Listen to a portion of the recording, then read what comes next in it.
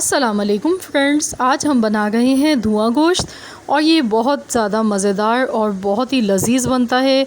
आप इस रेसिपी को बनाएंगे तो आप बाकी तमाम बीफ की रेसिपीज़ को भूल जाएंगे। बहुत ही टेस्टी और बहुत ही लजीज बनता है। तो चलिए हम रेसिपी देख लेते हैं। इसको बनाने के लिए मैंने यहाँ पर आधा कप कुकिंग ऑयल लिया है और अब हम इसमें 2 मीडियम साइज़ की मैंने प्याज ली है, इनको मैंने काट लिया है। और सबसे पहले हम प्याज को फ्राई कर लेंगे। प्याज को गोल्डन कलर आने तक फ्राई कर लेना है।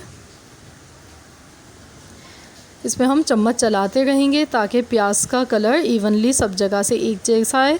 तो देखिए प्याज का हल्का सा गोल्डन कलर आ चुका है। अब हम इसमें 750 ग्राम हमने यहाँ पर गोश्त लिया है, ये डाल देंगे इसमें।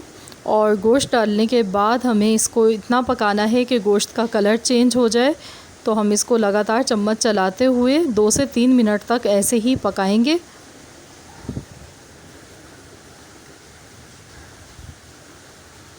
तो ये देखिए फ्रेंड्स, मैंने इसे तकरीबन 2 मिनट तक पका लिया है और गोश्त का कलर चेंज हो चुका है। और अब मैं इसमें लहसुन अदरक का पेस्ट डाल रही हूँ। 2 टेबल स्पून मैंने लहसुन अदरक का पेस्ट लिया था, ये मैंने डाल दिया है।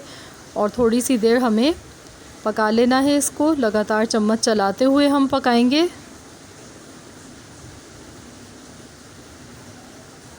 तो ये देखिए हमने गोश्त को अच्छी तरह से पका लिया है लहसुन अदरक के पेस्ट के साथ। और अब हम इसमें बाकी के स्पाइसेस डालेंगे। तो इसमें मैं खुश्क धनिया डाल रही हूँ। 1.5 खाने का चम्मच मैंने खुश्क धनिया डाल दिया है। 1.5 खाने का चम्मच हम इसमें कुटी हुई लाल मिर्च डाल गए। और नमक और मिर्च आप अपने टेस्ट के मुताबिक कम या ज़्यादा कर सकते हैं। आधा चाय का चम्मच ज़ीरा पाउडर, आधा चाय का चम्मच हल्दी पाउडर हमने डाल दिया है। और नमक अब डालेंगे हस्बे ज़ायका। और इन तमाम चीज़ों को हमें 2 मिनट तक पका लेना है। तो मैं चम्मच चलाते हुए इनको अच्छी तरह से मसालों को भून लेती हूँ गोश्त के साथ। तो ये देखिए हमने मसालों को भून लिया है और अब हम इसमें दही डाल गए। तो यहाँ पर हमने आधा किलो से थोड़ा कम दही लिया है, तकरीबन 400 ग्राम दही है हमारे पास, ये हमने डाल दिया है। इसमें मिक्स कर लेंगे और अब हम इसमें पानी ऐड करेंगे। तो मैं यहाँ पर 3 गिलास पानी डाल गई हूँ। मैं प्रेशर कुकर में बना रही हूँ। अगर आप बग़ैर विदाउट प्रेशर कुकर के पका रहे हैं तो आप पानी थोड़ा सा बढ़ा लें, इतना डालें कि गोश्त गल जाए इसमें।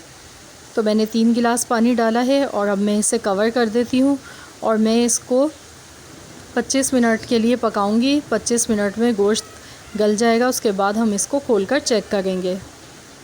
तो देखिए फ्रेंड्स 25 मिनट हो चुके हैं। तो ये देखिए मसाला हमारा भुन चुका है और पानी भी इसका खुश्क हो चुका है। तो इसको हम थोड़ी सी देर मज़ीद और भून लेंगे अच्छी तरह से।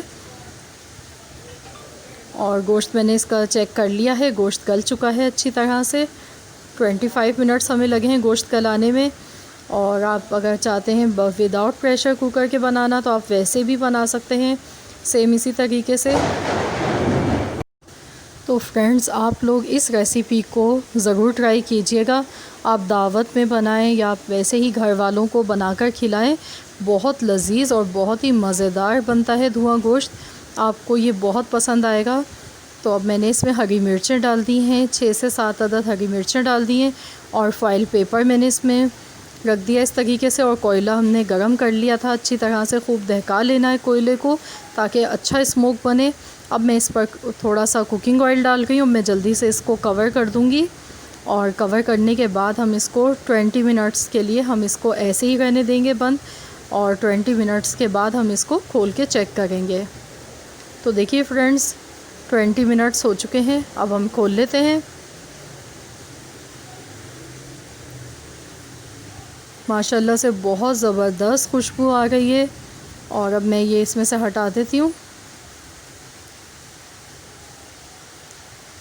तो ये देखिए फ्रेंड्स हमारा धुआं गोश्त बनकर तैयार हो चुका है और बहुत ही मज़ेदार, बहुत टेस्टी बनता है ये। इस तरीके से आप लोग इस रेसिपी को ज़रूर ट्राई कीजिएगा। और धुआं गोश्त आप जब भी बनाएं तो आप इस तरीके से प्याज साथ में आप काट लें और दही आप साथ में इसके साथ खाएं तो ये बहुत ही ज़्यादा लजीज लगता है। तो आप इस तरीके से इसको सर्व कर सकते हैं प्याज और दही के साथ, तो ये बहुत ही मज़े का लगता है। आप इसको पराठा, नान, चपाती के साथ खाएं, जैसा दिल चाहे आप इसी तरीके से आप खाएं तो आपको ये बहुत मज़े का लगेगा। तो आई होप कि आपको मेरी रेसिपी अच्छी लगी होगी। वीडियो अच्छी लगे तो वीडियो को लाइक कर दें। और फ्रेंड्स, अगर आप चैनल पर नए हैं, आपने अब तक मेरे चैनल को सब्सक्राइब नहीं किया है तो प्लीज़ चैनल को सब्सक्राइब कर लें। मिलते हैं इंशाअल्लाह ताला बहुत जल्द एक और नई रेसिपी के साथ। तो जब तक के लिए अल्लाह हाफ़िज़।